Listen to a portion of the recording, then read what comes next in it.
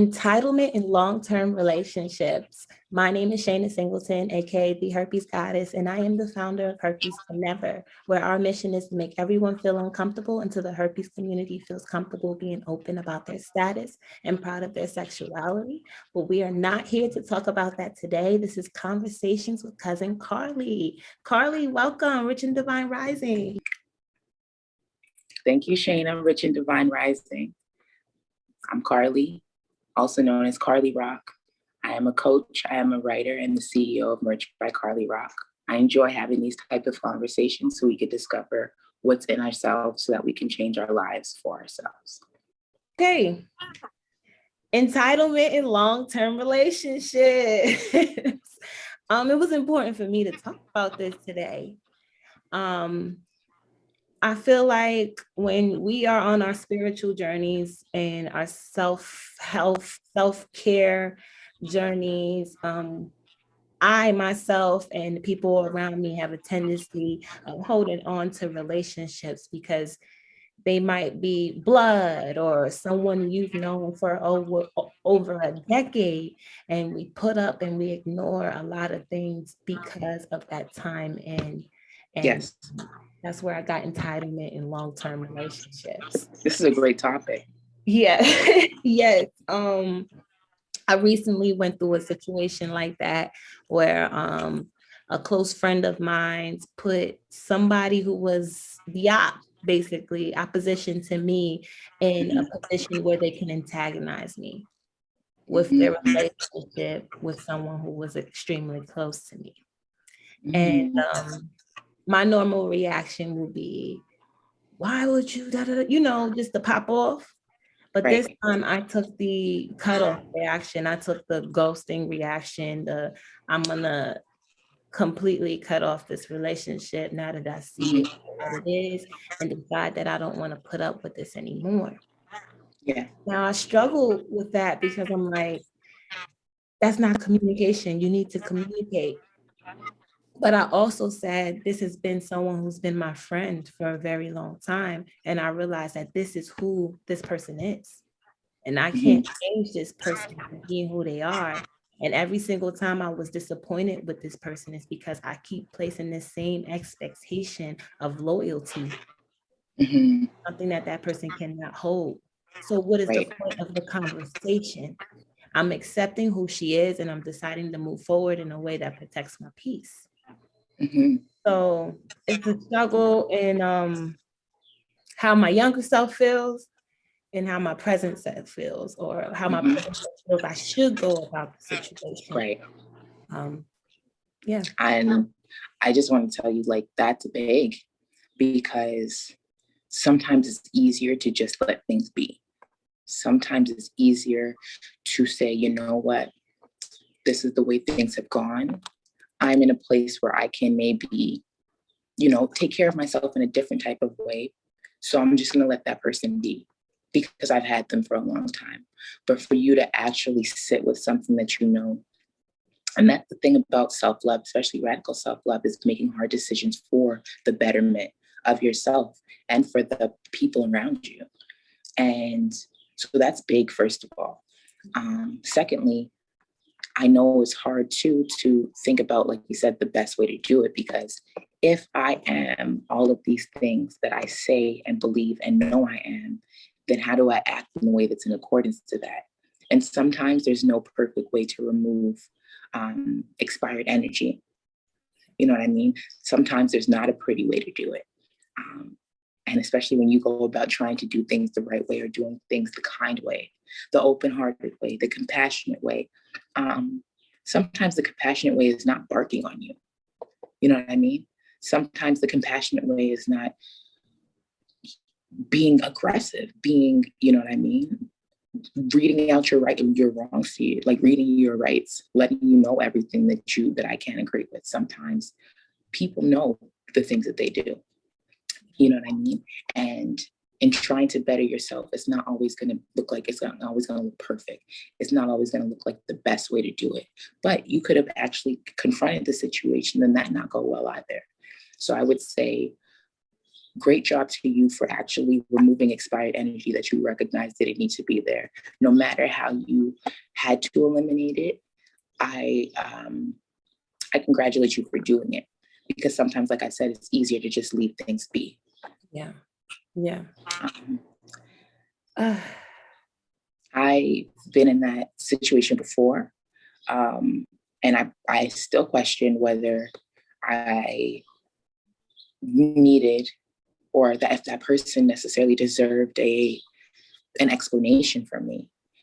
But then on the other side of it, I felt like I'll know that there might be a change in how we can interact if this person maybe even asks, you know? Yeah. And it's not to say that I'm waiting for it, but I do understand that sometimes you'll do something that you might second guess, but over time you'll realize you did it because it needed to be done, and this might have been the only way for it to happen.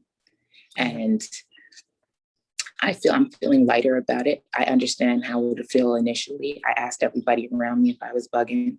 I asked everybody around me, do they think I was wrong? Because I'm the type of person where, as I'm working on myself, a lot of people look at me and they say they give me a lot of positive affirmations. They affirm really kind things about me, or things that I believe are true, but people look up to the way I handle situations.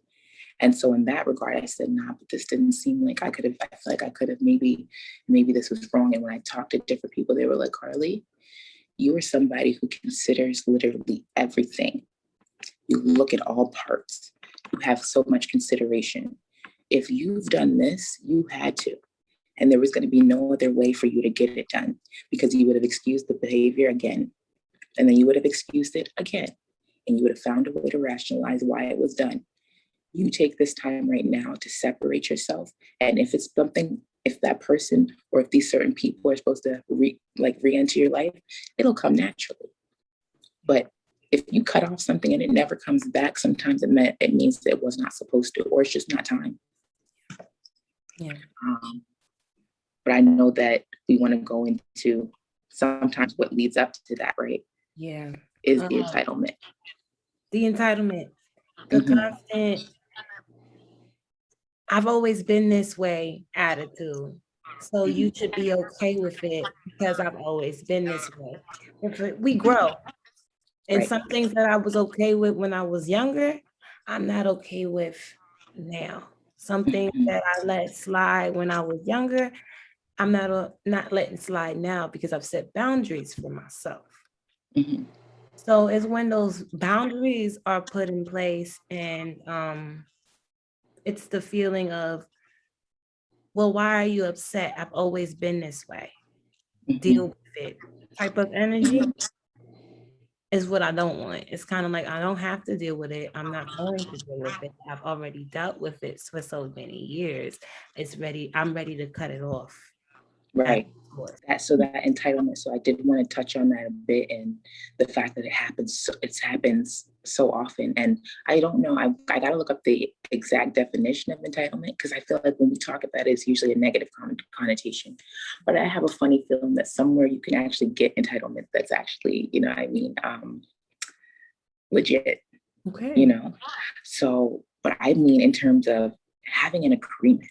So if we have a commitment, we have set certain vows or rules for our rules of engagement. You can be entitled to me up to those vows that we stuck to, right? But in a lot of relationships that are not literally marriages, so I mean, boyfriend, girlfriend, friends with benefit, cousin, best friend, uncle, sister, all these different things, cousin, niece, everybody. If there's no stated and agreed upon rules of engagement between us, right? You shouldn't have that entitlement there. And therefore, when I start to state different things that I need or can't have, that's when the agreements start to be had, and you have the decision to either agree with me or disagree with me. But if you know that I'm stating certain things that I need, and you're working against that, understand that now you're acting entitled. Secondly, like you said, the different years that people have, they think because of a certain title, it comes with a whole list of things that you're supposed to accept, a whole list of reasons why you should not cut them off, a whole list of reasons why you should always work on the relationship. But this is the biggest thing, I think, when it comes to that is people having entitlement doesn't always end to them getting cut off, and it doesn't always have to.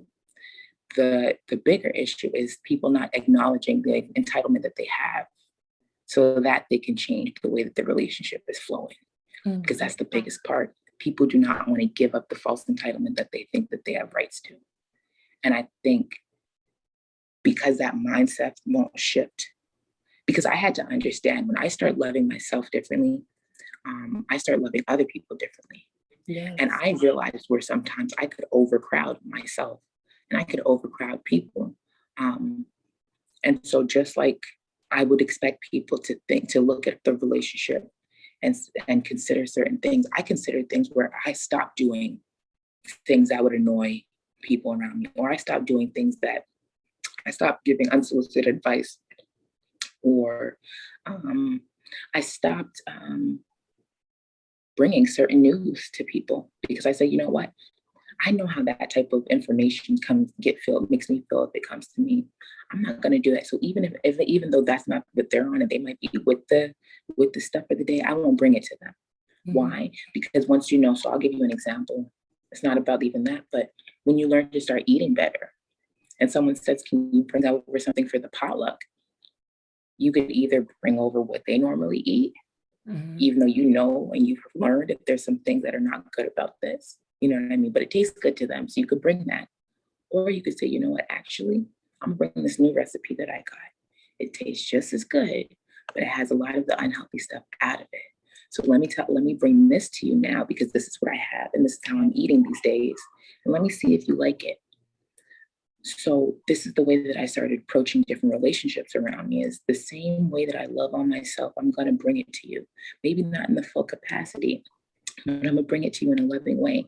And I'm willing to make the dynamics of this relationship change so that both of us not only are doing good with each other, but feeling healthy separately.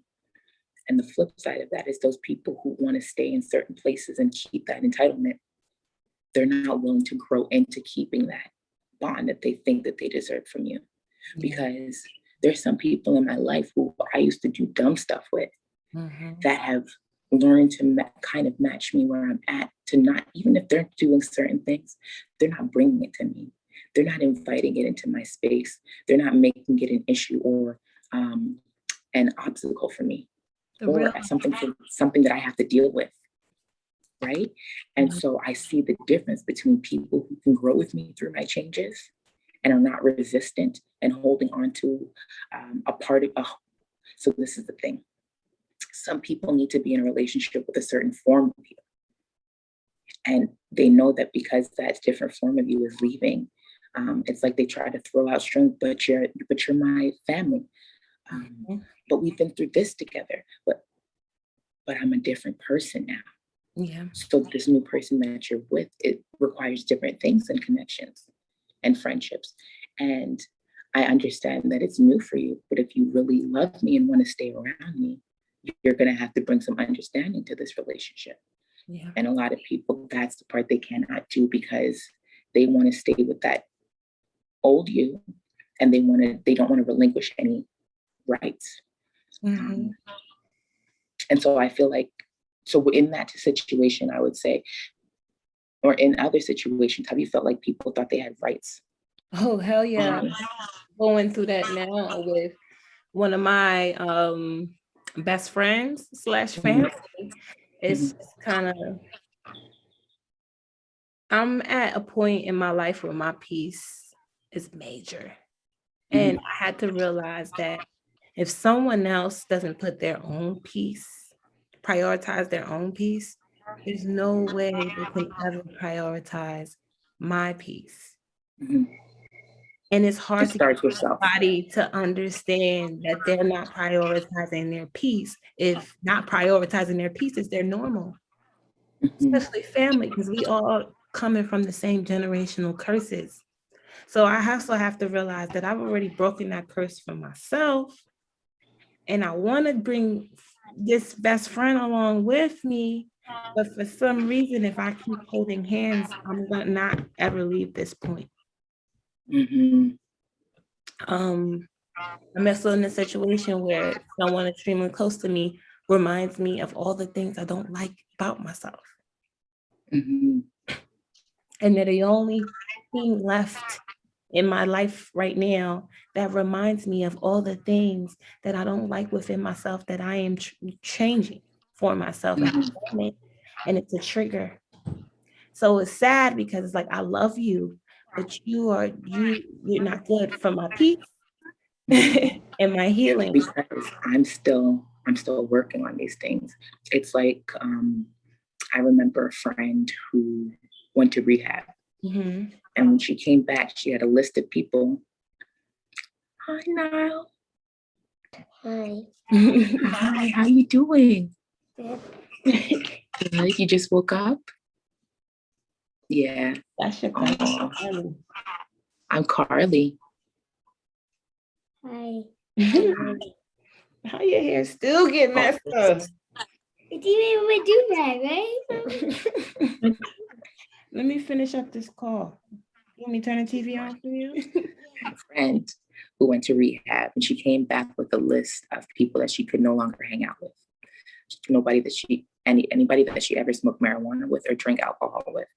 And when she came back and had different conversations with people on those lists, she had to like tell them this is like the one conversation basically we might have for a while, but I can't hang with you anymore because I used to partake in activities that I can't anymore that were unhealthy for me.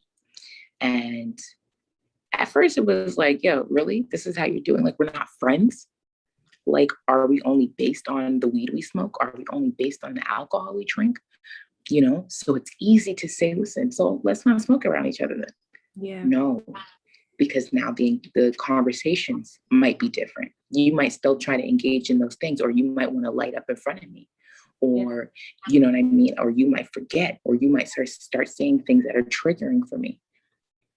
You can't go back. You can't heal in the same places where you were hurt. Yeah. You can't. And it's not to say, and this was the thing that people had to understand. It's bigger than what you think, what type of connection you think we have. Don't take it personal. Our whole connection. If I'm not of right sound, if I'm not of sound mind, body, and spirit, you might think you're in a relationship with me. But you're in a relationship with me. You're in a relationship with my addictions. You're in a relationship with my insecurities.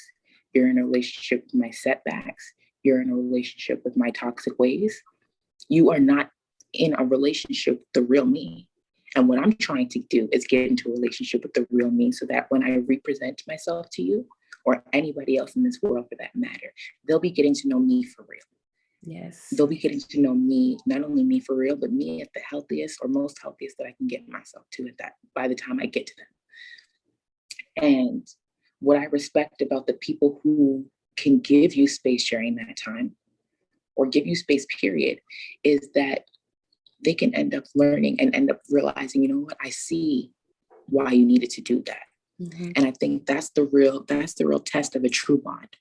If we can separate and we can better ourselves and actually recognize, even if we never speak again, but recognize that we're doing better for ourselves in being apart or in forming a distance, we can't lie about that. Yeah. So let's not fake the funk and think that if we would have stayed close, that we would have ended up reaching the same heights. We might both end up doing better together. Why? Because I might be healing myself and you might be doing things that are toxic, but I might be a crutch to you because you might think that I've been down.